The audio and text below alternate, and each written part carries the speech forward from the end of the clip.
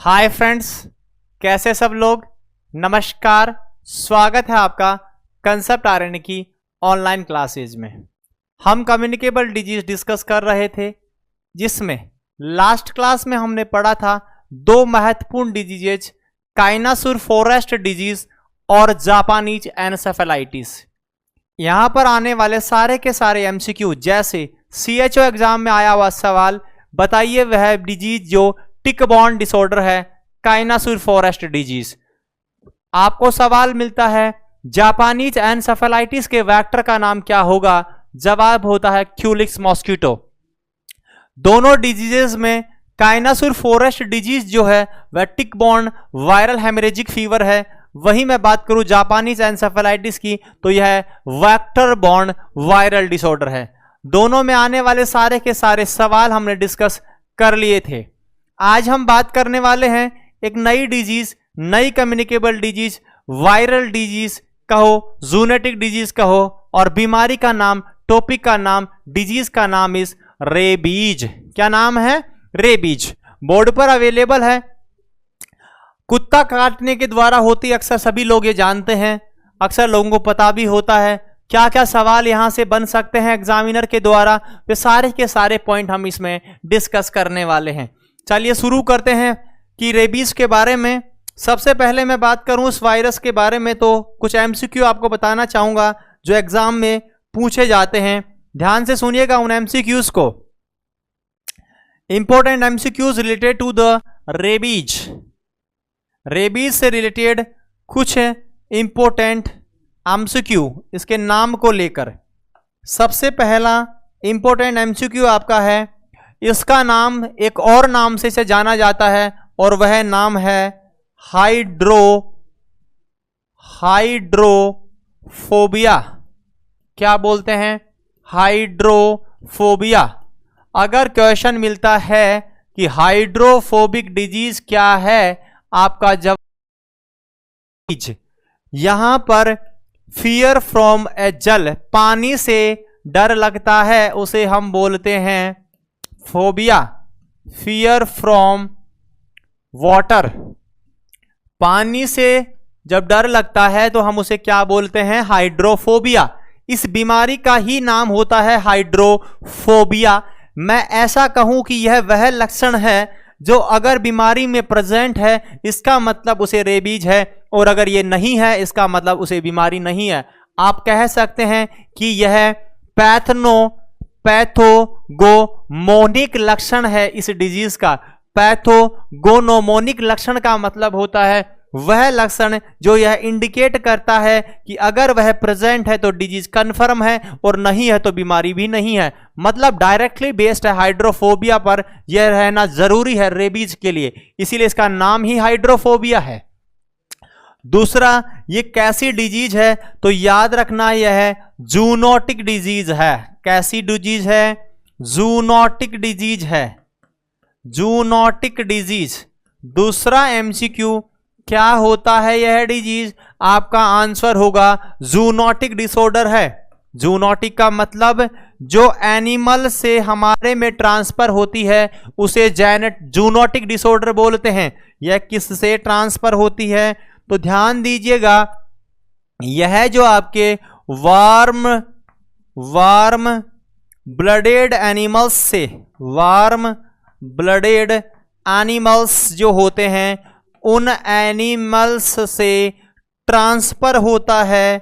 किसके अंदर? तो जवाब होगा एनिमल से ह्यूमन के अंदर। इसीलिए इसे क्या कहा जाता है? ध्यान से बोलो, जूनोटिक डिसऑर्डर। तो यह इंपॉर्टेंट एमसीक्यू आपसे रिलेटेड, इस बीमारी के रिलेटेड एग्जाम में। पहला हाइड्रोफोबिया इसका नाम है, दूसरा जूनोटिक डिजीज नाम है। Hydrophobia fear from water, zoonotic disease warm blooded animal से ट्रांसफर हो रहा है ह्यूमन बीइंग में, इसलिए इसे जूनोटिक डिजीज के नाम से भी जाना जाता है।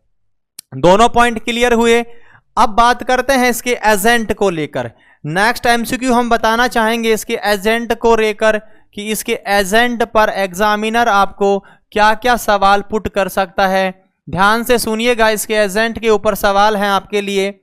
पहला और इंपॉर्टेंट कुछ पर्टिकुलर सवालों की मैं बात करूंगा आपके लिए जो एग्जाम में पूछे जाते हैं। सबसे पहले ध्यान से सुनिएगा, इसका वायरस का नाम पूछा जाए कि किसके द्वारा यह होता है आपकी बीमारी, तो ध्यान से सुनना है कि आपका जो डिजीज है जो कि जूनोटिक है, रेबीज, यह जिस वायरस के द्वारा होती है उसका नाम है लाइसा वायरस टाइफस्ट। लाइसा वायरस टाइफस्ट कौन सा वायरस है? Lyssa virus first. मैं कहूं यह बहुत सारी एग्जाम में रिपीट हुआ सवाल है, बहुत बार एग्जामिनर पूछता है क्योंकि थोड़ी सी टिपिकल है। Lyssa virus type first uncommon होता है लोगों के लिए, इसलिए एग्जामिनर ये सवाल पूछता है। लाइसा वायरस टाइप फर्स्ट इसका कॉजेटिव ऑर्गेनिज्म होता है रेबीज का। नेक्स्ट पूछा जाए ये कौन सी फैमिली से बिलोंग करता है, तो आपका जवाब होगा रेब्डोवायरस। कौन सी से? रेब्डोवायरस। वायरस कैसा है? रेब्डोवायरस फैमिली से बिलोंग करने वाला है। वायरस का नाम लाइसा वायरस टाइप फर्स्ट, फैमिली बोले तो रेब्डोवायरस फैमिली। मैं बात करूं कैसा है, आप बोलना RNA न्यूरोट्रॉपिक वायरस है। RNA न्यूरोट्रोपिक वायरस है। कैसा है? RNA न्यूरोट्रोपिक वायरस होता है। तीनों के तीनों इंपॉर्टेंट फैक्ट इसके एजेंट को लेकर बोला जाए, बताओ रेबीज का वायरस का, रेबीज बीमारी का कारण बताओ। वायरस का नाम बोलना है Lyssa virus type first, family का नाम बोलो रेब्डोवायरस। कैसा है? RNA न्यूरोट्रॉपिक वायरस है। एक और इंपॉर्टेंट एमसीक्यू यहीं से रिलेटेड, अगर बोला जाए बताओ किस शेप का होता है यह, जवाब देना है बुलेट शेप का। कैसा होता है? बुलेट शेप का होता है, गोली के आकार का। यह बुलेट शेप का होता है। बुलेट जो गोली होती है गन में काम आने वाली, बुलेट शेप। यानी कि अगर मैं इस वायरस के अंदर एजेंट को लेकर आपसे कुछ सवाल पूछूं तो आपको ध्यानपूर्वक जवाब देना है। क्या क्या सवाल हो सकते हैं ध्यान से देखिएगा। पहला सवाल मैंने बताया कि आपका यह जो वायरस है, यह वायरस क्या होगा? Lyssa virus type first. दूसरा फैमिली बताओ रेब्डोवायरस। कैसा है? RNA neurotropic virus, bullet shape का यह होता है। सब कुछ वायरस से रिलेटेड था। चलिएगा नेक्स्ट पॉइंट हम बात करते हैं, तीसरा पॉइंट, और हम बात करने वाले हैं इसके वायरस के टाइप के ऊपर। इसके वायरस के टाइप क्या हैं ध्यान से देखिएगा, इसी में हम बात कर रहे हैं, वायरस वाला पोर्शन इसी में कवर करना चाहेंगे। इसके टाइप्स मैं बताता हूं। Types of rabies virus, types of rabies virus, type of rabies virus. आपका जो रेबीज वायरस प्रकार होते हैं, तो ध्यान से देखिएगा, इसके दो टाइप हमें नजर आते हैं, दो प्रकार हमें देखने को मिल जाते हैं। कौन कौन से प्रकार हैं? एक प्रकार हम इधर डिस्कस करने वाले हैं और एक को हम इधर डिस्कस करने वाले हैं। दो टाइप रहेंगे। चलिएगा दोनों टाइपों की बात हम कर लेते हैं। पहला प्रकार इसका होता है, उसे हम बोलते हैं स्ट्रीट वायरस। क्या बोलते हैं? स्ट्रीट। स्ट्रीट का मतलब होता है गली, तो स्ट्रीट वायरस जो गली में रहता है उसे बोलते हैं स्ट्रीट वायरस। दूसरा है फिक्स्ड वायरस, दूसरा है फिक्स्ड वायरस। तो दो प्रकार के वायरस हो सकते हैं, पहला है स्ट्रीट वायरस और दूसरा है फिक्स्ड वायरस। आपका जो स्ट्रीट वायरस है इसके में और आपके जो वायरस हैं कौन सा फिक्स्ड वायरस, उनमें क्या अंतर है इसे भी देखिएगा। कुछ पर्टिकुलर अंतर हम बता रहे हैं। सबसे पहला अंतर देखिएगा, इस वायरस के अंदर आपको जो स्ट्रीट वायरस है यह होता है आपका मोर पैथोजेनिक। कैसा? मोर पैथोजेनिक। पैथोजेनिक का मतलब है जो कि डिजीज कोज करता है, तो मोर पैथोजेनिक होता है यह कैसा होगा? Less pathogenic. यानी कि एक मोर पैथोजेनिक है, एक लेस पैथोजेनिक है। दूसरी तरफ देखिएगा, यह नेगरी बॉडी प्रोड्यूस करता है। प्रोड्यूस नेगरी बॉडी, क्या कहेंगे? Produce Negri body, produce Negri body. बात करेंगे इसके बारे में। नेगरी बॉडीज यह प्रोड्यूस करता है, यह नहीं करता।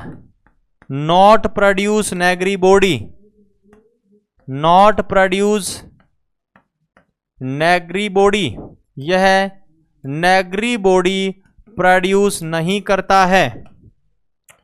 और देखिएगा अंतर, और क्या अंतर होगा?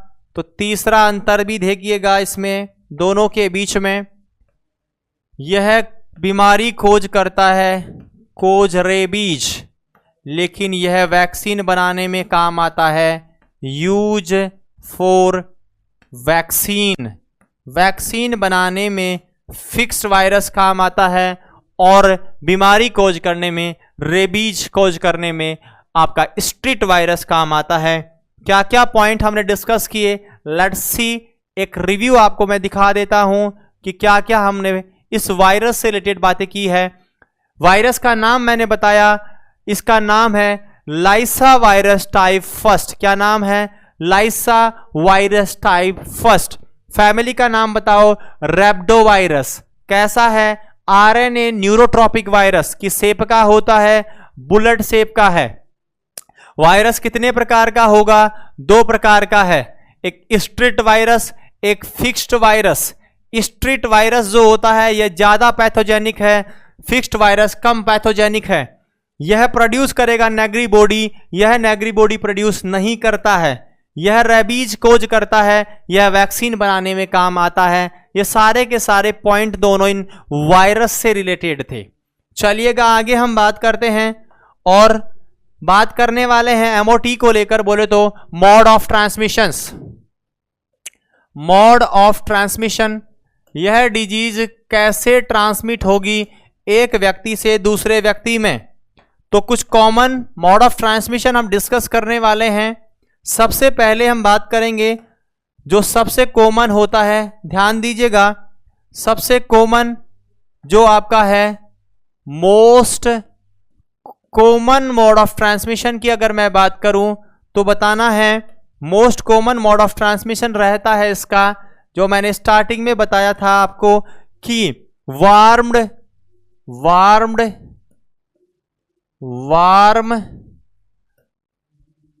ब्लडेड एनिमल, इनके द्वारा यह स्प्रेड होता है, वार्म ब्लडेड एनिमल के द्वारा। अब इनमें कौन कौन से एनिमल्स आते हैं तो ध्यान दीजिएगा। इनमें एनिमल आपका आना है जैसे आपका डॉग, जैसे आपका बैट,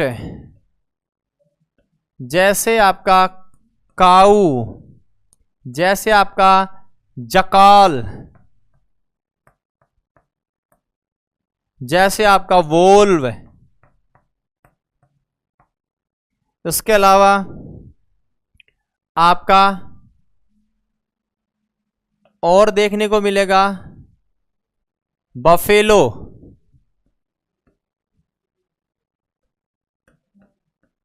बफेलो। इसके अलावा फोक्स, कैट, इसके अलावा सिप। ये सारी की सारी चीजें वे चीजें हैं जो क्या खोज कर सकती हैं, ये हम इंक्लूड करेंगे वार्म ब्लडेड एनिमल्स में। किस में इंक्लूड करते हैं? Warm blood animals. और ये एनिमल्स जो मैंने आपके सामने लिखे हैं, ये सारे वे एनिमल्स हैं जो इस डिजीज को स्प्रेड कर सकते हैं। कुछ के नाम आप जानते होंगे, कुछ के मैं बता देता हूं। डॉग का नाम जानते ही, कुत्ता होता है। बैट का मतलब होता है चमगादड़। क्या होता है? चमगादड़। चमगादड़ जो होती है उसे हम बैट बोलते हैं, यह स्प्रेड कर सकता है। जकाल होता है, उसे सियार के नाम से जानते हैं। सियार होता है, उसे हम बोलते हैं जकाल। वोल्व बोलते हैं भेड़िए को। भेड़िया जो होता है उसे हम बोलते हैं वॉल्व। फॉक्स बोलते हैं लोमड़ी को। लोमड़ी को बोलते हैं फॉक्स। और भेड़ को बोलते हैं, भेड़ को बोला जाता है आपका सिप। ये सारी चीजें हैं जो इसे कोज कर सकती हैं, बोले तो स्प्रेड कर सकती है। वार्म ब्लडेड एनिमल्स इसके मोड ऑफ ट्रांसमिशन में आते हैं। इसके अलावा और क्या चीज हो सकती है मोड ऑफ ट्रांसमिशन में, तो ध्यान दीजिएगा। इसके अलावा आएंगी, नंबर 2 बात कर रहा हूं मैं। फर्स्ट नंबर आपके सामने मैंने लिखा वार्म ब्लडेड के द्वारा। दूसरा हम बात कर रहे हैं सेकंड पॉइंट, और दूसरा जो सेकंड पॉइंट आपका रहने वाला है इसमें, वह आता है इन्फेक्टेड एरोजोल के द्वारा। क्या है? Infected aerosols. इन्फेक्टेड एरोजोल्स में मोस्टली आता है आपका बैट एरोजोल्स, चमगादड़ के एरोजोल्स, बैट एरोजोल्स। और यह ऑस्ट्रेलिया में ज्यादा होते हैं। ऑस्ट्रेलिया में लगभग 95% तक यही होते हैं। लगभग कितना? 95% यही रहते हैं, जिन्हें हम बोलते हैं इन्फेक्टेड एरोजोल। बेट का मतलब चमगादड़ के एरोजोल्स। क्लियर है? उसके बाद नेक्स्ट पॉइंट सी आपका आता है। और क्या कर सकते हैं? तो यह पर्सन टू पर्सन भी ट्रांसमिट हो सकता है। पर्सन टू पर्सन ट्रांसमिट हो जाएगा। इसके अलावा यह ऑर्गन ट्रांसप्लांट से भी ट्रांसमिट हो सकता है।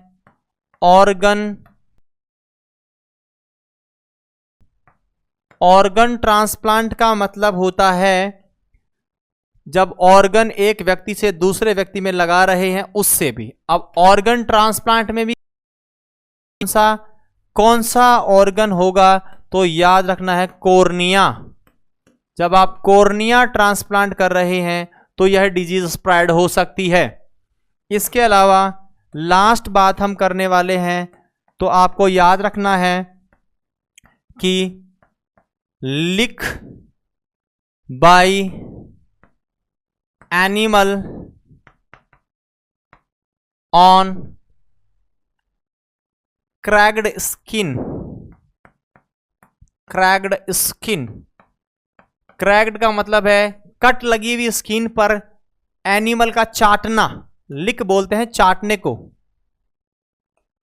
जब एनिमल आपकी त्वचा के ऊपर अपनी टंग है उसको मूव कर रहा है, बोलते हैं चाटना। It's called lick. तो lick by animal on cracked skin. Skin टूटी हुई थी, कोई कट लगा हुआ था और उस पर एनिमल ने चाट दिया, क्योंकि उसकी सलाइवा से ट्रांसमिट हो सकता है ये। तो ये सारी की सारी क्या चीजें मैंने बताई आपको, जो इस बीमारी, बोले तो रेबीज बीमारी के ट्रांसफर में काम आएंगी, मोड ऑफ ट्रांसमिशन कर सकती हैं। क्या क्या पॉइंट्स देखिए, ध्यान से देखिएगा। सबसे पहले हमने डिस्कस किया इस पॉइंट के अंदर आपके वे एनिमल्स जो वार्म ब्लडेड एनिमल्स हैं। क्या पॉइंट्स थे? वार्म ब्लडेड एनिमल्स बोले तो dog, bat, cow, jackal, wolf, buffalo, fox, cat and sheep. ये वे जानवर हैं वार्म ब्लडेड एनिमल्स में कहते हैं। ये एनिमल्स इस बीमारी को स्प्रेड कर सकते हैं। नंबर सेकंड, इन्फेक्टेड एरोजोल्स, जिसमें बैट एरोजोल को लिया गया है और मुख्यतः ऑस्ट्रेलिया में 95% यही होता है। उसके बाद मैं बात करूं तो person to person contact, organ transplant specially cornea के द्वारा, और lick by animal on cracked skin. Lick का मतलब होता है चाटना, यानी कि और आपका जो एनिमल अगर आपको चाट रहा है और उसकी सलाइवा से यह आपके अंदर ट्रांसमिट हो सकता है। ये सारे के सारे इसके मोड ऑफ ट्रांसमिशन से रिलेटेड पॉइंट्स थे। अब बात करते हैं मोड ऑफ ट्रांसमिशन के बाद में हम इसका इंक्यूबेशन पीरियड क्या रहने वाला है। तो ध्यान दीजिएगा, उसका इंक्यूबेशन पीरियड जो होता है वह लगभग 3 से लेकर 12 सप्ताह का होता है। 3 से लेकर 12 सप्ताह का होता है और यह एक चीज पर डिपेंड करता है कि कितना समय लगाएगा यह वायरस ब्रेन में जाने में। तो याद रखना है कि incubation period depend on time taken by virus, time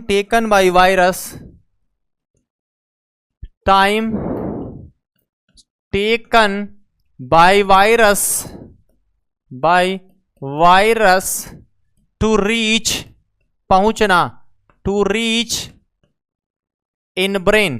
कितना समय लगाएगा ब्रेन में पहुंचने में, यह बात इंडिकेट करती है इसके लक्षण आने में। जब ब्रेन में पहुंच जाएगा यह अपने लक्षण दिखा देगा, रेबीज। क्लियर है? याद रखना यहां पर भी एन्सेफेलाइटिस के समान लक्षण हमें देखने को मिलते हैं, नर्वस सिस्टम का इन्वॉल्वमेंट यहां होता है। तो यह इसका इंक्यूबेशन पीरियड था। अब बात करते हैं हम इंक्यूबेशन पीरियड के बाद में नेक्स्ट आपका बोले तो क्लिनिकल मैनिफेस्टेशंस, क्या क्या लक्षण दिखाई दे सकते हैं। क्लिनिकल मैनिफेस्टेशंस क्या होंगे, रेबीज में क्या क्या लक्षण आपको दिखाई देंगे।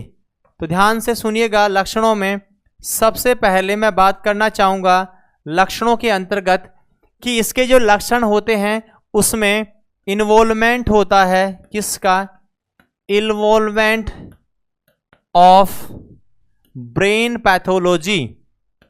यह ब्रेन पैथोलॉजी कोज करता है, बोले तो नर्वस सिस्टम के लक्षण हमें दिखाएगा, क्योंकि रेबीज भी ब्रेन जो है उसको डिसफंक्शन करता है। यह वायरस ब्रेन में पहुंचता है आपके लिम्फ नोड से होता हुआ, आपकी नर्व से होता हुआ।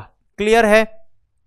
यहां पर 2 प्रकार के लक्षण आपको देखने को मिल सकते हैं, जिसमें हम बात करेंगे।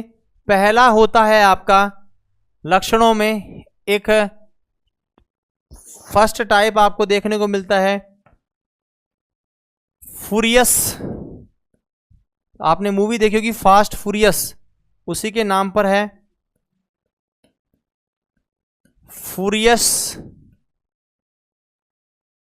फूरियस वायरस। और दूसरा पैरालाइटिक।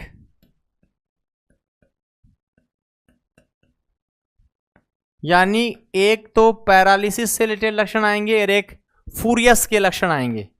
अब इन दोनों में कुछ कॉमन लक्षण है, वो हम पहले डील करेंगे, फिर आगे हम बात करेंगे। ये दोनों लक्षणों से रिलेटेड बातें ही हैं, एक इससे रिलेटेड लक्षण इसमें आते हैं और एक इससे रिलेटेड आएंगे। दोनों में एक दूसरे के उल्टे लक्षण आते हैं। चलिए सबसे पहले हम बात करते हैं कुछ कॉमन लक्षणों के बारे में। कॉमन लक्षणों में दोनों की लक्षणों की बात कर रहा हूं, तो दोनों में रहते हैं कॉमन लक्षण, कॉमन क्लिनिकल मैनिफेस्टेशंस, जो इन दोनों में नजर आएंगे। बात समझ में आ रही? इसमें भी और इसमें भी दोनों के कुछ कॉमन लक्षण की बात हम कर रहे हैं, जिनमें आपको देखने को मिल सकता है फीवर,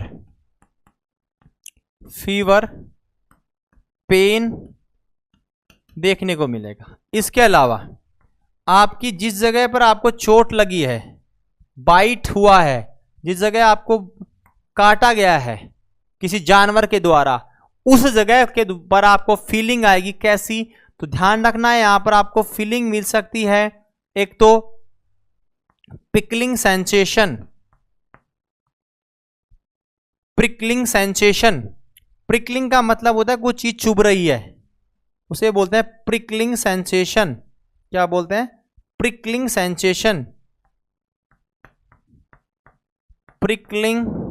सेंसेशन। एक आती टिंगलिंग सेंसेशन, झंझनाट। टिंगलिंग सेंसेशन और एक जलता हुआ फीलिंग आनी, बोले तो बर्निंग सेंसेशन, बर्निंग सेंसेशन। कब? ऑन बाइट साइड, जिस जगह पर आपको काटा गया है, जो आपकी बाइट साइड है, उसके ऊपर ऐसी फीलिंग आएगी, ऑन बाइट साइट। तो कुछ कॉमन लक्षण, दो प्रकार के वायरस हमने बताए आपके सामने। पहला आपका है फ्यूरियस वायरस और पैरालाइसिस वायरस, दो हैं। दोनों के कुछ कॉमन लक्षण में फीवर है, पेन है, प्रिकलिंग और tingling, burning sensation on bite side. जिस जगह पर आपके एनिमल ने आपको बाइट किया है उस जगह पर आपको prickling sensation, tingling sensation, burning sensation नजर आ सकता है। ये कुछ कॉमन लक्षण है। अब हम बात करने वाले हैं पर्टिकुलर, एक एक की बात मैं करूंगा। सबसे पहले मैं बात कर रहा हूं फ्यूरियस वायरस के बारे में। किसके बारे में? फ्यूरियस के बारे में। इसमें स्टेजेज होती हैं। पहली स्टेज है आपकी फर्स्ट स्टेज, जिसको आप बोलोगे प्रोड्रोमल,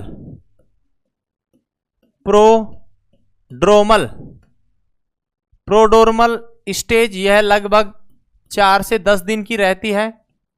और इस स्टेज में क्या क्या लक्षण आएंगे ध्यान से देखिएगा। प्रोड्रोमल फेज में फ्यूरियस की, जो रेबीज का फ्यूरियस वायरस है, इसकी प्रोड्रोमल स्टेज में आपको नजर आएगा फीवर, सोर थ्रोट बोले तो गले में खराश। इसके अलावा आपको नजर आएगा नोजिया वोमिटिंग। और जिस जगह पर आपको बाइट हुआ है वहां डिस्कंफर्ट होगा। क्या होगा? डिस्कंफर्ट। क्लियर है? यानी कि डिस्कंफर्ट ऑन बाइट साइड, जहां पर आपको बाइट किया गया है उस साइड पर आपको डिस्कंफर्ट होगा, फीवर आ रहा है, शोर थ्रोट आ रहा है, नोजिया, वोमिटिंग आपको देखने को मिल रही है। सारे के सारे लक्षण आपको प्रोड्रोमल स्टेज में नजर आने वाले हैं। इसके बाद जैसे ये स्टेज होगी उसके बाद आपको इसकी दूसरी स्टेज मिलेगी, और जो दूसरी स्टेज आनी है उस स्टेज में आपको क्या नजर आएगा? सेकंड स्टेज को हम बोलते हैं अक्यूट या माइल्ड न्यूरोजेनिक स्टेज।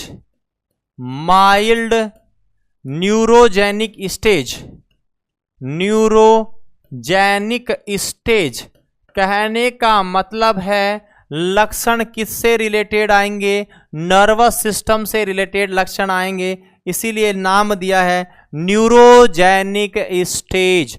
अब इसके लक्षण भी देखिएगा, क्या क्या लक्षण इस फेज में देखने को मिल सकते हैं न्यूरोजेनिक स्टेज में। इसमें आपको नजर आएगा, सबसे कुछ कॉमन लक्षण मैं बता रहा हूं। एक लक्षण को हम बोलते हैं हाइड्रोफोबिया, पर्टिकुलर फोबिया नजर आएंगे, हाइड्रोफोबिया। यहां इंपॉर्टेंट एमसीक्यू, नाम में भी मैंने बताया था, यह इंपॉर्टेंट एमसीक्यू बनता है। इसे बोलते हैं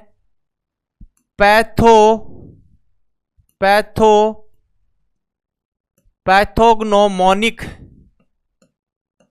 साइन। पैथोग्नोमोनिक साइन, इस वर्ड का मतलब समझिएगा। पैथोग्नोमोनिक साइन का मतलब क्या होता है? इस साइन का मतलब है अगर कोई डिजीज जिसमें कोई पर्टिकुलर लक्षण उपस्थित हो तो कन्फर्म है कि वह बीमारी है। अगर यह लक्षण नहीं है इसका मतलब बीमारी ही नहीं है। तो कह सकता हूं हाइड्रोफोबिया वह लक्षण है जो डायरेक्टली इस बीमारी को इंडिकेट करता है। मतलब परजेंस ऑफ साइन, इसका मतलब बता रहा हूं, इंडिकेट डिजीज, सीधा इस लक्षण से ही आप डायग्नोज कर रहे हैं। And absence of sine indicate absence of disease. बात समझ में आ रही होगी।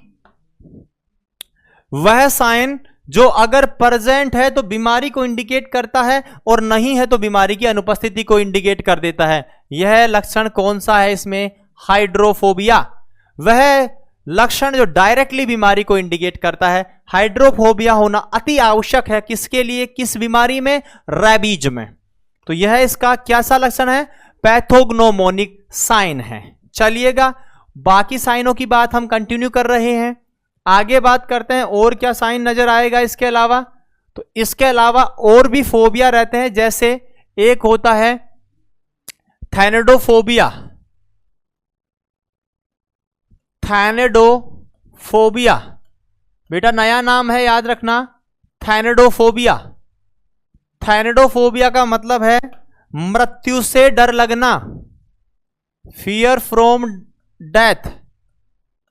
कुछ लोग मृत्यु से डरते हैं, जब मरने से डर लगे कि मैं तो मर जाऊंगा, मुझे नहीं मरना, यानी कौन सा है उसे?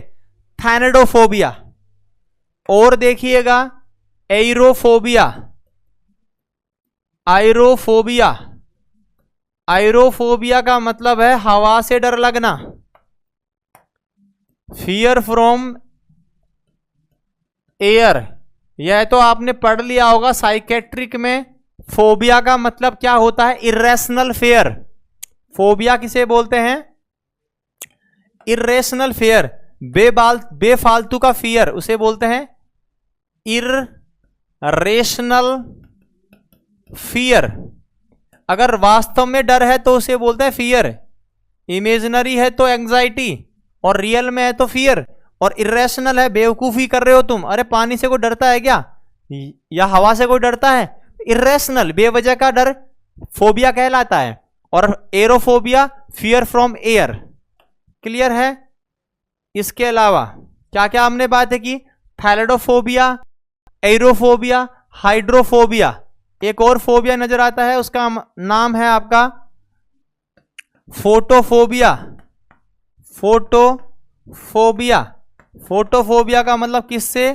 फियर फ्रॉम लाइट, प्रकाश से, लाइट से डर लगना कहलाता है कौन सा फोबिया? आपका फोटोफोबिया।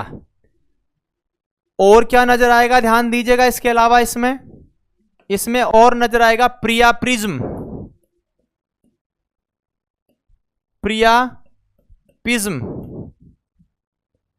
प्रियाप्रिज्म का मतलब होता है जो मेल व्यक्ति होते हैं उनका पेनिस परमानेंटली इरेक्ट रहता है, दैट इज परमानेंट इरेक्शन।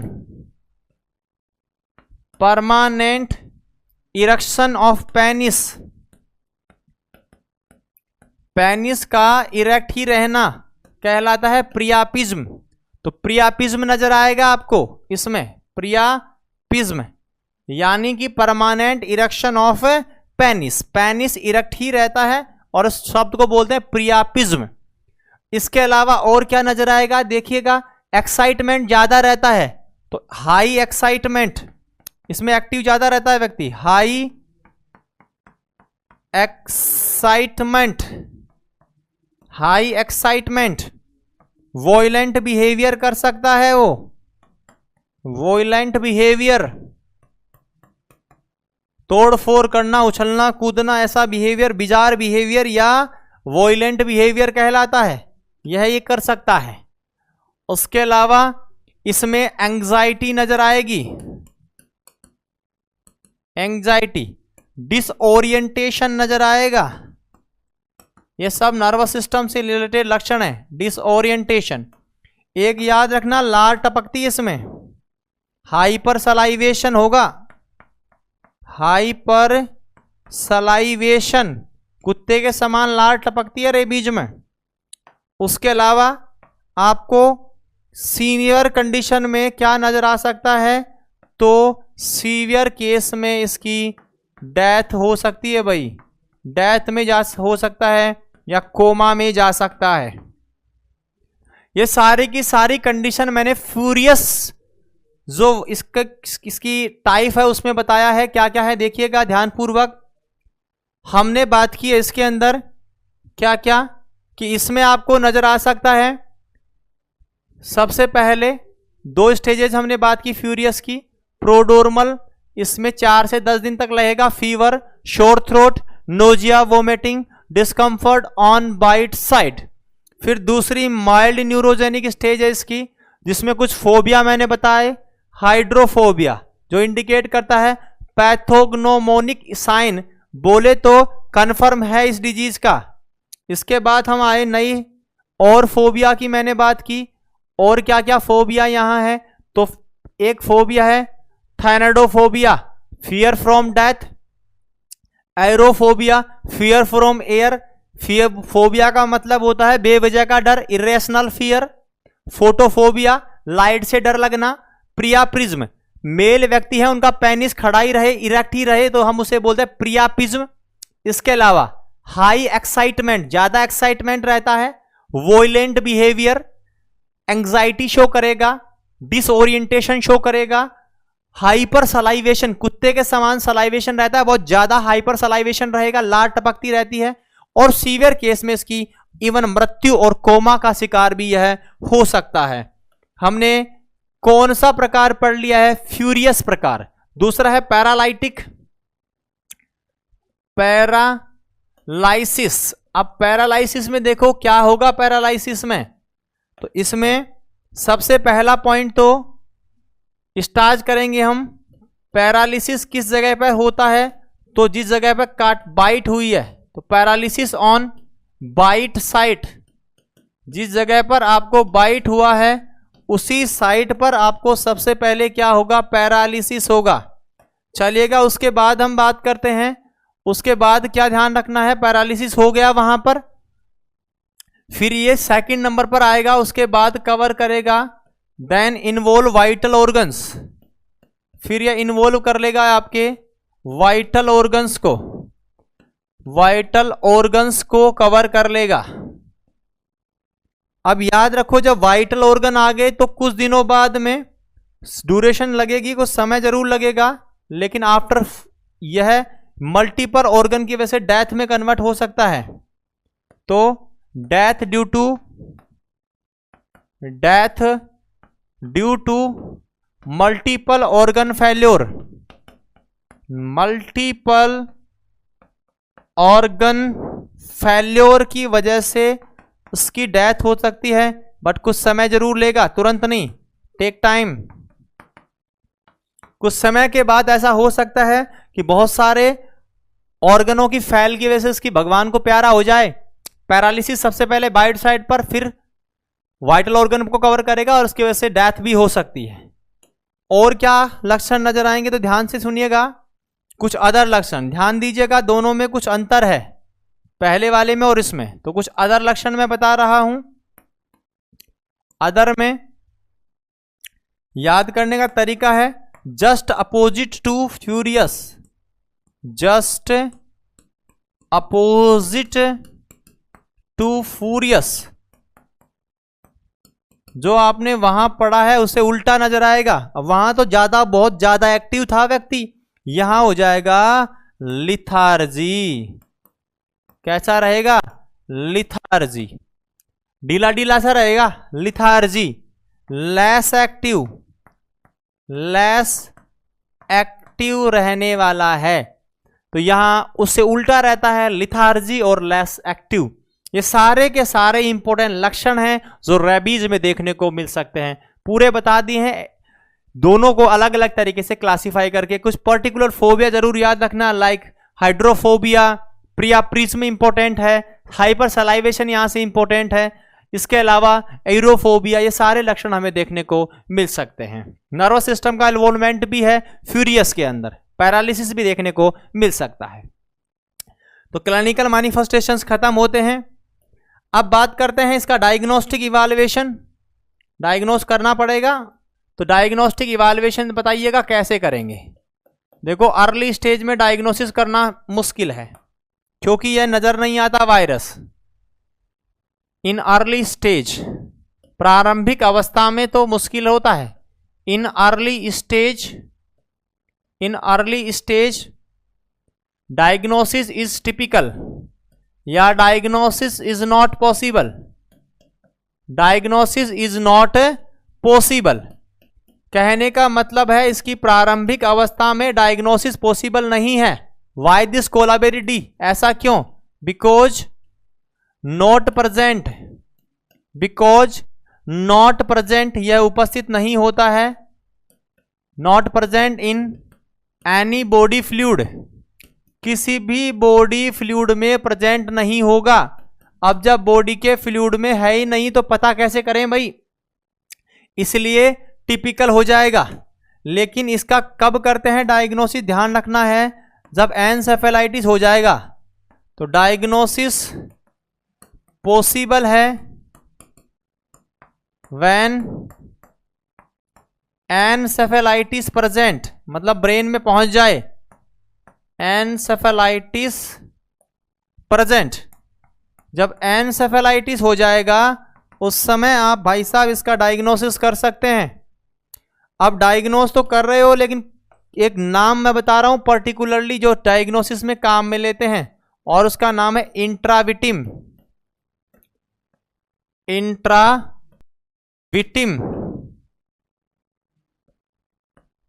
इंट्राविटिम। इंट्राविटिम शब्द का मतलब क्या होता है, ध्यान से देखिएगा।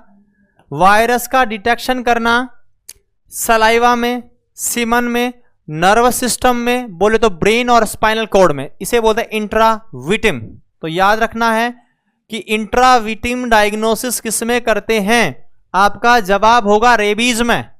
और यहां क्या करेंगे, वायरस का डिटेक्शन, वायरस का डिटेक्शन किया जाएगा कहां पर, इन ब्रेन में, ब्रेन में कर सकते हैं, स्पाइनल कॉर्ड में कर सकते हैं, brain, spinal cord, saliva and semen, इन सभी में आप इसका डिटेक्शन कर सकते हैं व्हेन एन्सेफेलाइटिस प्रेजेंट, और इस प्रोसेस का नाम है इंट्राविटम।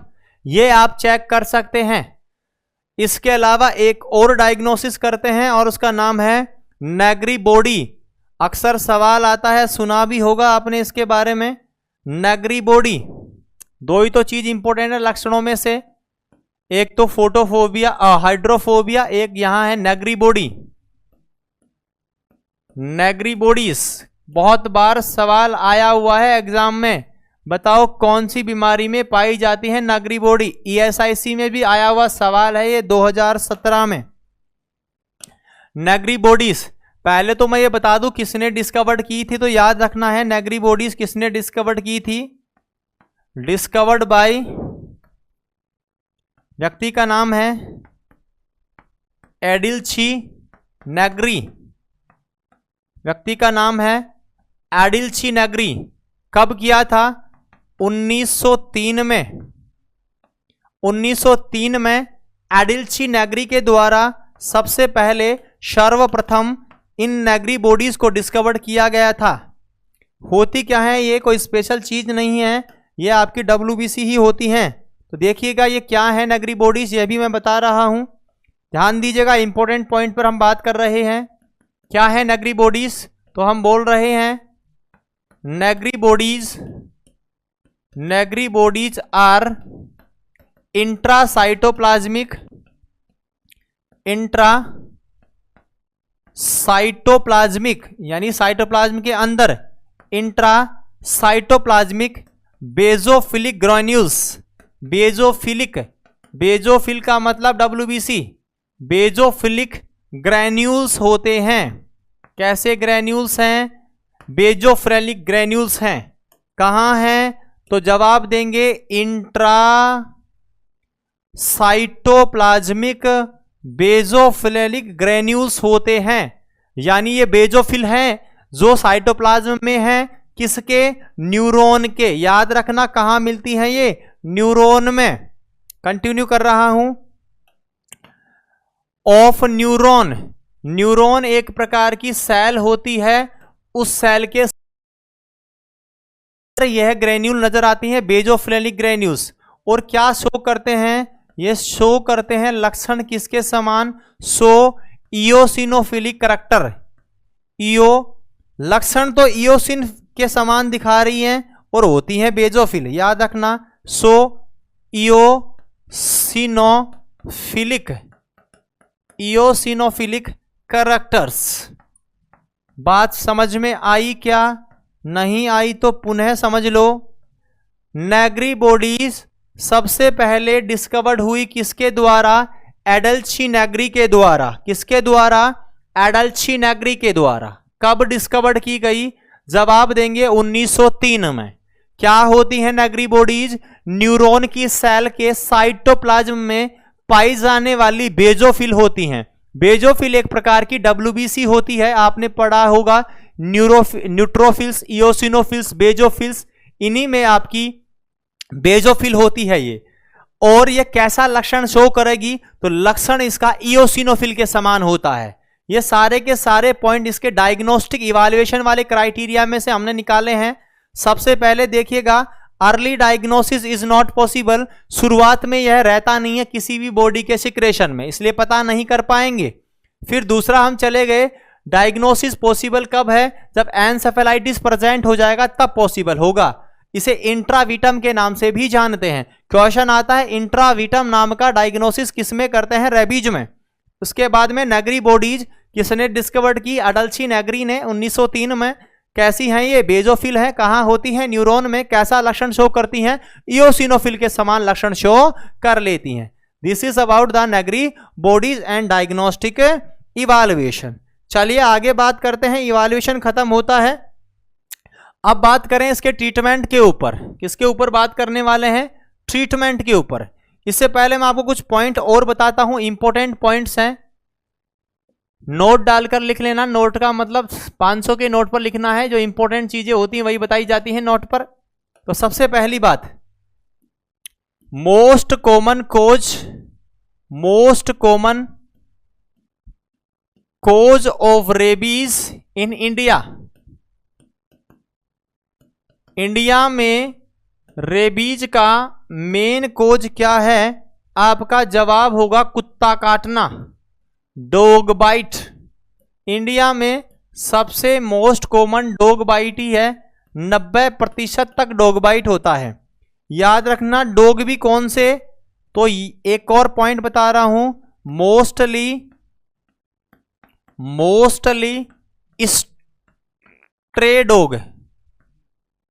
Stray dog. कौन से डॉग? Stray dog. अब भाई ये कौन से डॉग आ गए नए ही? लैब्रा, जर्मन शेफर्ड नाम तो सुने हैं सर। ये स्ट्रे डॉग कौन सा आ गया? ऐसा डॉग जिससे घर नहीं होता, पालतू नहीं है ये। गलियों में डोलने वाले कुत्तों को बोलते हैं हम स्ट्रे डॉग्स, यानी डॉग विदाउट हाउस, जिनका कोई घर नहीं है, पालतू कुत्ता नहीं है, घर में नहीं रह रहा है, ऐसे डोलने वाले जंगली कुत्ते स्ट्रे डॉग बोलते हैं इन्हें। इनके द्वारा मुख्यतः होता है। वही बात अगर आती है आपकी ऑस्ट्रेलिया में, इसका मुख्य कारण होता है पेट्स। तो ध्यान दीजिएगा, most common cause of rabies in Austria. Rabies in Australia में मेन होता है बैट, यानी बोले तो चमगादड़। विदेशों में चमगादड़ की बहुत बीमारियां हैं। कोरोना देख लो, चमगादड़ की देन। वैसे ही ये भी है चमगादड़। 95% तक चमगादड़। वहां रेबीज भी चमगादड़ से हो रहा है। और हमारे यहाँ किससे होता है? इंडिया में मोस्ट कॉमन किसके द्वारा है? कुत्तों के द्वारा। कुत्ते भी कौन से? स्ट्रे डॉग, जिनके घर नहीं होते, घूमने वाले कुत्ते। तो ये कुछ इंपॉर्टेंट नोट्स थे जो तुम्हें ध्यान रखने हैं बीमारी के अंदर। चलिए अब बात करते हैं इलाज की। सब कुछ हो गया, इलाज तो देखे बीमारी का। इलाज क्या करेंगे? तो ट्रीटमेंट देखिएगा।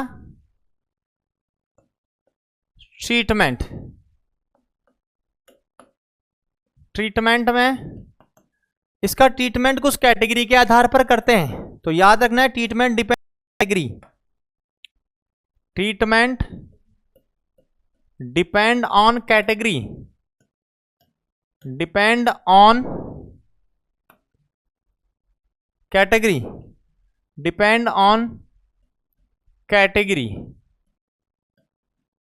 कैटेगरी पर निर्भर करेगा। तो चलो कैटेगरी बना देते हैं। पहली कैटेगरी फर्स्ट, कैटेगरी फर्स्ट क्या होगी? कैटेगरी फर्स्ट में आएगा वह व्यक्ति जिसको देखो, जो आपका एनिमल है उसने क्या किया, लिक किया, चाटा, लिक द एनिमल, एनिमल ने चाटा, लेकिन स्किन कौन सी थी देखो, ऑन अनक्रैक्ड स्किन, क्रैक नहीं हुई थी, अनक्रैक्ड स्किन, आपकी त्वचा पर कोई घाव ही नहीं है और फिर जानवर ने आपको क्या किया, चाट लिया। लिक का मतलब पहले बता चुका हूं, चाटना, तो कोई समस्या नहीं है। दूसरी, सेकंड क्या होना है, आपने जानवर को फीडिंग करवाई, कुछ भी खिला दिया पिला दिया, कोई तकलीफ नहीं है। तीसरा, आपने जानवर को टच कर लिया। ये तीनों चीजें कैटेगरी फर्स्ट में आएंगी। अब अगर इनमें से कोई भी चीज है तो भाई साहब इसका ट्रीटमेंट क्या करना है, कुछ नहीं चाहिए, नो ट्रीटमेंट रिक्वायर्ड। अरे कोई तकलीफ हुई नहीं तो रिक्वायरमेंट की क्या होगी? तो कैटेगरी फर्स्ट में 3 कंडीशन को डाला मैंने। आप स्किन पे कोई घाव नहीं है, आपने जानवर को दुलार कर दिया, टच कर लिया, इस कंडीशन में आपको इस वायरस की फैलने की संभावना नहीं है, बोले तो आपको कोई इलाज नहीं चाहिए। चलिएगा, यहां तक तो ठीक था, अब मामला बिगड़ने वाला है। अब देखो कैटेगरी नंबर सेकंड की बात कर रहा हूं मैं। इसमें किसको डालूंगा मैं? इसमें एक तो आएगा सुपरफिशियल बाइट, ऊपर से ही काट लिया, सुपरफिशियल बाइट स्किन को। इसके अलावा स्क्रैच, खरोंच आती है, खरोंच, कुत्ते ने स्क्रैच कर दिया नाखून से, आपको स्क्रैच कर दिया, सुपरफिशियल बाइट कर दी, लेकिन याद रखना है नो ब्लीडिंग, खून नहीं बहा है, खून बहकर नहीं आया, स्क्रैच हुआ है, सुपरफिशियल बाइट हुई है। इसके अलावा एक पॉइंट और है, पहले इसको देखते हैं क्या पॉइंट है, ध्यान से सुनिएगा। स्क्रैच हो गया, एक आता है निबलिंग। निबलिंग का मतलब होता है मुंह में ले लेना, निबलिंग, बट नो ब्लड, खून नहीं आया, निबलिंग किया जानवर ने, ब्लड नहीं आया है। निबलिंग का मतलब समझते हैं, किसी जानवर के द्वारा बॉडी के हिस्से को अपने मुंह में ले लेना निबलिंग कहलाता है। कई कुछ व्यक्ति होते हैं जो कुत्ते पालते हैं, देखना वो अपने मुंह को कुत्ते के हाथ, अपना हाथ जो है ना वो कुत्ते के मुंह में दे देते हैं, उसे बोलते हैं निबलिंग। और निबलिंग का मतलब है body part into mouth of animal, into mouth of animal. अरे आपने अपना कोई भी बॉडी का पार्ट जानवर के मुंह में दे दिया, लेकिन खून नहीं आया, मतलब कुत्ते ने काटा नहीं, जानवर ने काटा नहीं है, तो उसे निबलिंग बोलते हैं। यह कंडीशन 2 है। क्या क्या बताया? सुपरफिशियल बाइट हो जाए, स्क्रैच कर दे, या निबलिंग कर दे, मतलब आपने कुत्ते के मुंह में डाल दिया, जानवर के मुंह में हाथ डाल दिया। अब इसमें क्या इलाज करेंगे? तो यहां तो कुछ ना कुछ करना ही पड़ेगा, क्योंकि कंडीशन भयानक हो सकती है, क्योंकि स्क्रैच हुआ है, कुछ सुपरफिशियल बाइट हुई है। तो आप एक तो करेंगे first aid treatment, first aid करें। दूसरा आप कर सकते हैं वैक्सीन, एंटी रेबीज वैक्सीन काम में लें, एंटी रेबीज वैक्सीन काम में ले लें। दोनों पॉइंट क्लियर हुए? चलिएगा नेक्स्ट बात करते हैं अब हम आपका तीसरी कैटेगरी। अब तो ज्यादा खतरनाक अवस्था बनने वाली है, तो कैटेगरी नंबर 3 की बात कर लेते हैं। कैटेगरी नंबर 3 में क्या होगा? अब कैटेगरी नंबर 3 में कौन आएंगे? एक तो आएगा सिंगल बाइट कर ले, एक बार काट दिया अच्छे से, या फिर मल्टीपल बाइट हो जाए, एक से अधिक बाइट, 4-5 जगह काट दिया, या चाट रहा है क्रैक्ड स्किन पर, लिक बाई एनिमल, एनिमल ने आपको चाटा on cracked skin, cracked skin पर चाट लिया तो सीधा चला ही जाएगा लार के द्वारा। और एक ले सकते हैं ब्लडिंग होगी, यहां खून आ रहा है। ये सारी कंडीशन आ सकती हैं आपको किसके अंदर, कैटेगरी नंबर 3 में। अब जब कैटेगरी नंबर 3 आए तो इसका क्या इलाज करोगे, तो ध्यान दीजिएगा इसके इलाज में हमें करना है फर्स्ट एड करो पहला, दूसरा वैक्सीन, तीसरा इम्यूनोग्लोबुलिन, तीनों काम मिलेंगे, फर्स्ट एड, वैक्सीन और इम्यूनोग्लोबुलिन। तो बात किसकी कर रहे थे हम, कैटेगरीज। इलाज के में कैटेगरीज का ध्यान रखना है। कैटेगरी कितनी टोटल, 3 कैटेगरी बनाई। कैटेगरी फर्स्ट, कोई रिस्क नहीं है, कोई इलाज नहीं चाहिए, आपने जानवरों को टच किया, फीड करवा दिया या उसने चाट लिया आपको, लेकिन स्किन में कोई कटफट नहीं है। दूसरे में सुपरफिशियल बाइट हुई, स्क्रैच कर दिया, निबलिंग कर लिया, आपने मुंह में डाल दिया हाथ, तो फर्स्ट एड करो या एंटी रेबीज वैक्सीन। तीसरा है सिंगल बाइट हो गई है तो, या मल्टीपल बाइट है, या जानवर ने मुंह में ले लिया और चाट लिया आपको और साथ में क्रैक स्किन है, तो फिर फर्स्ट एड चाहिए, वैक्सीन चाहिए और इम्यूनोग्लोबुलिन भी चाहिए। तीनों पॉइंट्स क्लियर हो गए। कैटेगरी फर्स्ट कुछ नहीं चाहिए, कैटेगरी सेकंड में वैक्सीन चाहिए, फर्स्ट एड चाहिए, कैटेगरी नंबर 3 में तीनों चीज चाहिए, फर्स्ट एड, वैक्सीन और इम्यूनोग्लोबुलिन। चलिएगा अब इनकी बात करता हूं। सबसे पहले फर्स्ट एड का मतलब क्या, फर्स्ट एड का मतलब क्या होता है, क्या फर्स्ट एड यहां कर सकते हैं कुत्ता काटने के बाद में, तो बहुत जरूरी बात सुनिएगा। सबसे पहले तो धोना है उसको, वाश द बाइट साइड, जिस जगह पर काटा गया है उसको साफ करो, किससे, विथ रनिंग टेप वाटर, बहते हुए पानी से करना है, with running tape water, running tape water से साफ करो, विथ सोप, साबुन भी लगाना और समय लेना कम से कम 5 से 10 मिनट, 5 से 10 मिनट तक बहते हुए पानी में उस साइड को धोना है, पहला पॉइंट। चलिएगा दूसरा पॉइंट देखो और क्या करना है, नेवर सूचर, इसको सिलना मत, इस साइड को सूचर नहीं करना है, अगर जरूरत है तो फिर भी रुकेंगे कुछ दिन, इफ नीडेड देन, उसके बाद आपको करना है आफ्टर 12 नहीं 24, आफ्टर 24 to 48 आवर, मतलब लगभग 1 से 2 दिन बाद ही सूचर करना है।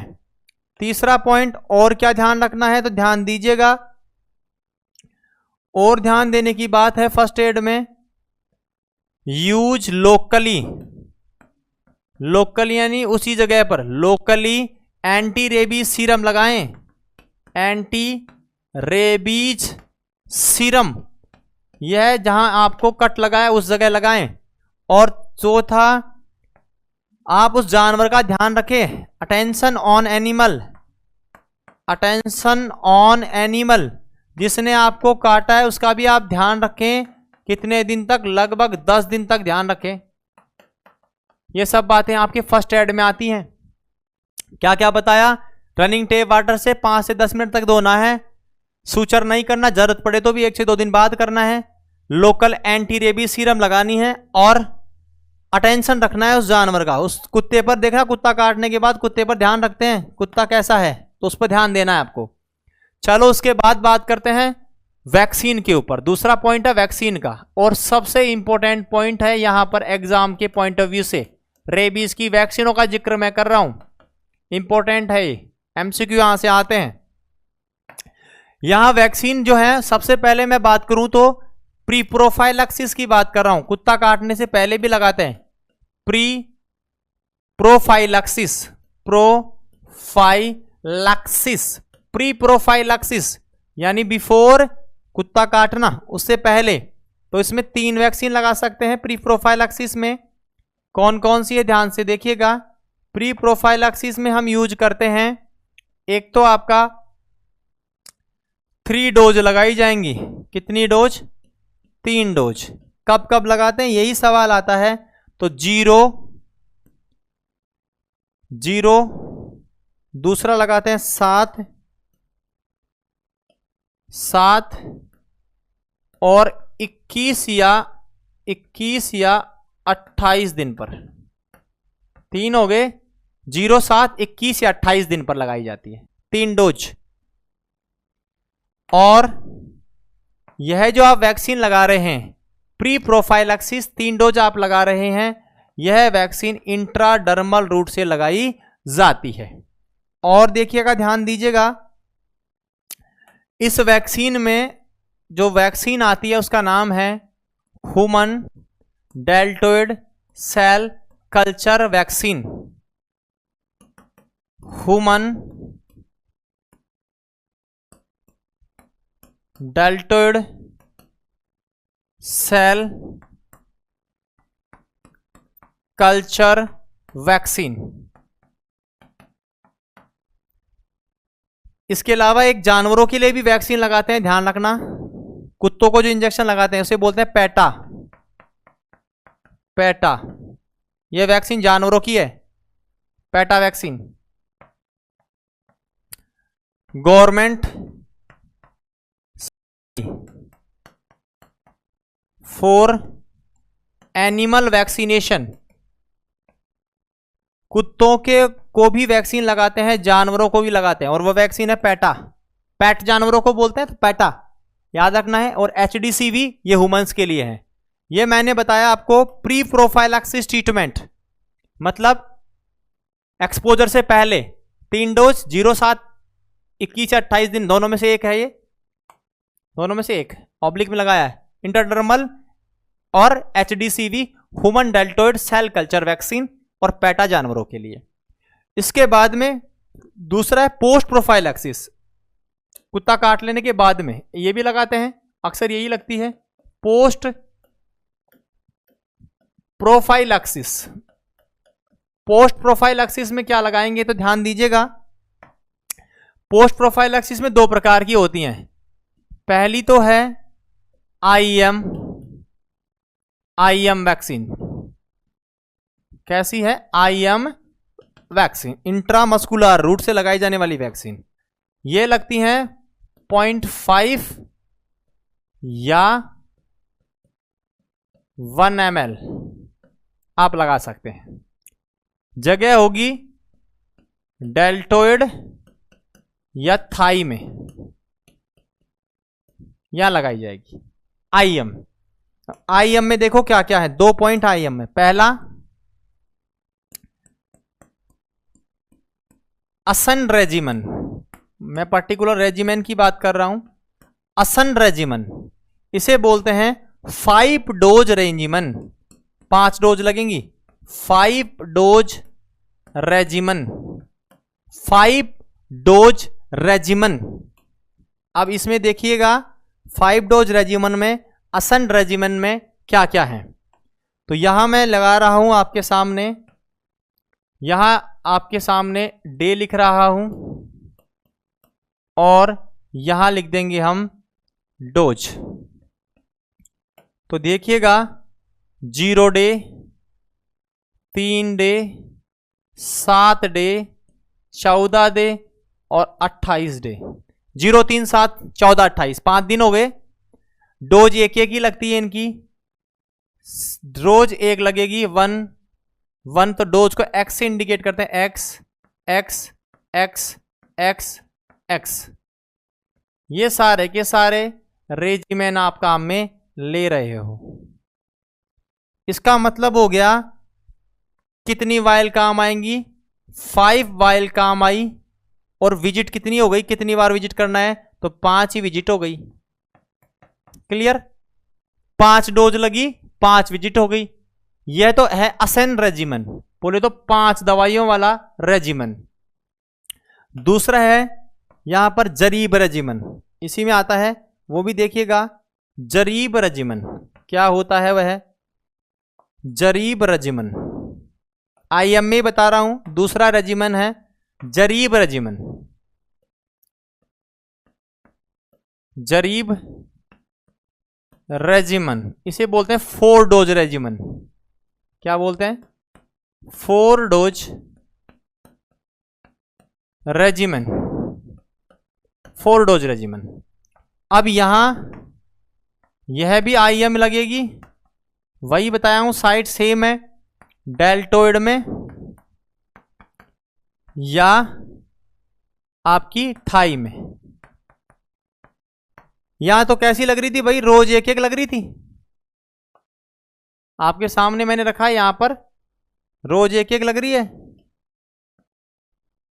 डेली 1 फिक्स है, 1 डोज डेली लग रही है, आपके सामने देखो डोज एक एक एक लग रही है। लेकिन यहां ऐसा नहीं है, इस जरीब रेजिमेन में देखो क्या होता है, टोटल डोज लगनी है कितनी, 4, लेकिन विजिट 3 ही होंगी। तो यहां क्या होता है देखो, फर्स्ट डे नहीं, फर्स्ट 0 डे पर, फर्स्ट 0 डे पर 2 डोज लगती हैं, और फिर आपकी next single dose each day, single dose each day. मतलब पहली 5 तो 5-5 दिन लगी थी असिन रेजिमेन में, तो इसमें पहले दिन 2 लगाएंगे, फिर आगे वाली 2 डोज एक एक दिन लगेंगी।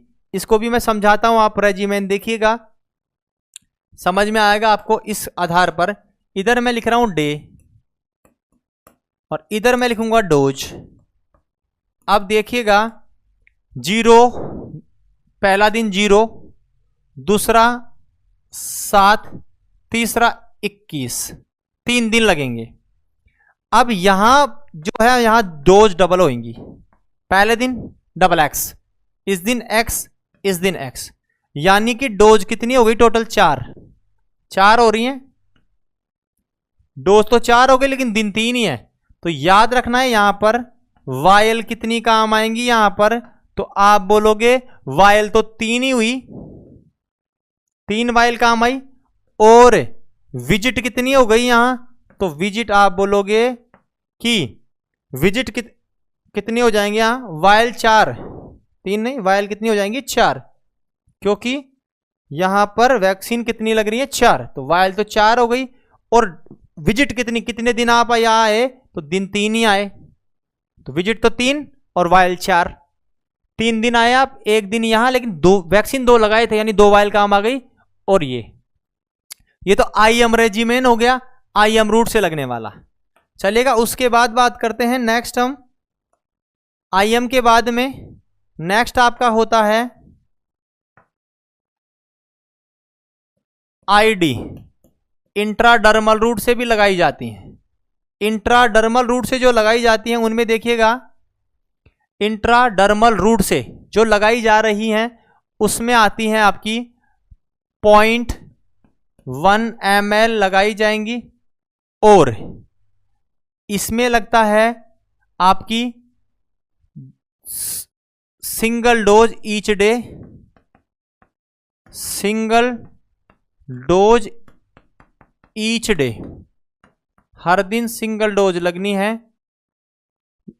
ID इंट्राडर्मल में तो डबल लगेंगी, इंट्राडर्मल में लगेंगी डबल, याद रखना, सिंगल नहीं, इंट्राडर्मल में डबल लगनी है। तो डबल डोज लगेगी रोज ही, डबल डोज ईच डे। इसका रेजिमेन देखिएगा, इंट्राडर्मल में इसमें आता है 4 डोज रेजिमेन, 4 डोज रेजिमेन। इसमें भी मैं दिखा रहा हूं, यहां लिख रहा हूं डे, यहां लिख रहा हूं डोज। अब इसमें जो डे है 0, 3, 7, 28 वैक्सीन की डोज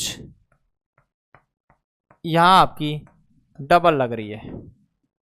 यह रेजिमेन है आपका इंट्राडर्मल रेजिमेन। तो इस प्रकार से आप वैक्सीनेशन कर सकते हैं। इसके अंदर क्या क्या बातें हमने की, कुछ पर्टिकुलर रेजिमेंट्स मैंने बताए, देखो इंपॉर्टेंट है सारी पॉइंट्स। सबसे पहले वैक्सीन में पोस्ट प्रोफाइलैक्सिस IM वैक्सीन लग रही है 0.5 से 0.1 ml डेल्टोइड या थाई में। असेंशियल रेजिमेंट में 5, 0, 3, 7, 14 और 28 में डेल 1 लग जाएगी। दूसरी जरीब रेजिमेंट में 3 दिन लगनी है, 0, 7 और 21 दिन पर लगेगी। डोज लेकिन 4 हो जाएंगी, पहले दिन डबल लग रही है। ID रेजिमेंट में डेली डबल लग रही है, 4 दिन लगेंगी, 0, 3, 7 और 28। इसके अलावा इसमें एक चीज और बाकी है, तीसरा पॉइंट इम्यूनोग्लोबुलिन्स। क्या था? इम्यूनोग्लोबुलिन। इम्यूनोग्लोबुलिन जो होते हैं, इसमें 2 प्रकार के इम्यूनोग्लोबुलिन हैं। एक है होर्स, एक है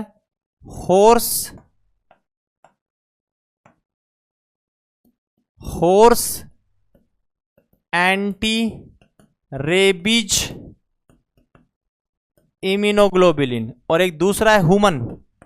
मैंने बताया था इम्यूनोग्लोबुलिन्स हम होर्स से, जानवरों से भी प्राप्त कर सकते हैं। उन्हें हम एंटी सीरा या एंटी वीनम के नाम से जानते हैं, ये हम पढ़ाया था इम्यूनिटी के दौरान। हॉर्स वाली लेते हैं 20, हॉर्स वाली हम काम में लेते हैं 40 इंटरनेशनल यूनिट, 40 इंटरनेशनल यूनिट। कितनी? 40 इंटरनेशनल यूनिट पर केजी के हिसाब से। और ह्यूमन में लेते हैं 20 इंटरनेशनल यूनिट पर केजी के हिसाब से। अब इसमें लगाना कैसे, ध्यान दीजिएगा। इसमें 2, इसका 50% तो लगाएंगे वुंड में, घाव में, और 50% आप IM लगा सकते हैं।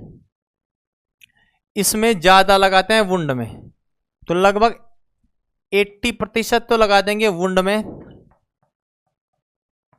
और बाकी रिमेनिंग 20% लगा देंगे IM। ये सारे के सारे पॉइंट्स जो हमने डिस्कस किए हैं, this are related to the rabies. बहुत सारी डेटास हैं यहां जो हमने डिस्कस किए हैं। Let's see a quick reviews, क्या क्या बातें पढ़ी हैं। Rabies, hydrophobia, zoonotic disorder, warm blooded animal के द्वारा ट्रांसफर हो जाता है। इसमें हमने बात किया। और क्या बात हमने यहाँ बताई है आपको, यहां हमने आपको बताया है इससे रिलेटेड कि आपका जो वायरस है, इसमें नेक्स्ट वायरस के टाइप हमने बताए। Lyssa virus type first, rhabdo virus, RNA neurotropic, bullet shape का होता है। 2 है स्ट्रीट और फिक्स्ड, एक लेस पैथोजेनिक, एक मोर पैथोजेनिक है। एक कोज करता है बीमारी को, एक वैक्सीन बनाने में काम आता है। इसके अलावा हमने बात किया है इसके मोड ऑफ ट्रांसमिशन से related, warm blood transfusion, infected aerosol, person to person contact, organ transplant और लिक के द्वारा। फिर हमने डिस्कस किया इसके क्लिनिकल मैनिफेस्टेशन, इंक्यूबेशन पीरियड 3 से 12 सप्ताह का है। इसके अलावा क्लिनिकल मैनिफेस्टेशन में फ्यूरियस और पैरालिसिस अलग अलग प्रकार से, कुछ कॉमन लक्षण आपके सामने। फिर पर्टिकुलर लक्षणों में हमने फ्यूरियस के लक्षण आपके सामने बताए प्रोडोर्मल फेज के अंदर। फिर न्यूरोजेनिक फेज में कुछ पर्टिकुलर फोबियाज की हमने बात की। इसके अलावा हाइपर सलाइवेशंस, ये सब हमने डिस्कस किया। पैरालिसिस में just opposite to the furious नजर आ रहा है और वाइटल ऑर्गनों को इन्वॉल्व कर लेता है। उसके बाद नेगरी बॉडी डायग्नोस्टिक इवैल्यूएशन में इंट्रावीटम और नेगरी बॉडीज का सारा जिक्र हमने किया। बेजोफिल्स, इयोसिनोफिल्स के बारे में आपको बताया। उसके बाद कुछ नोट, सब ज्यादा इंडिया में कुत्तों के द्वारा और ऑस्ट्रेलिया में बैट के द्वारा। फिर हमने बात की इसके कैटेगरीज के हिसाब से ट्रीटमेंट, कैटेगरी फर्स्ट, सेकंड और थर्ड कैटेगरी में हमने डिवाइड किया है।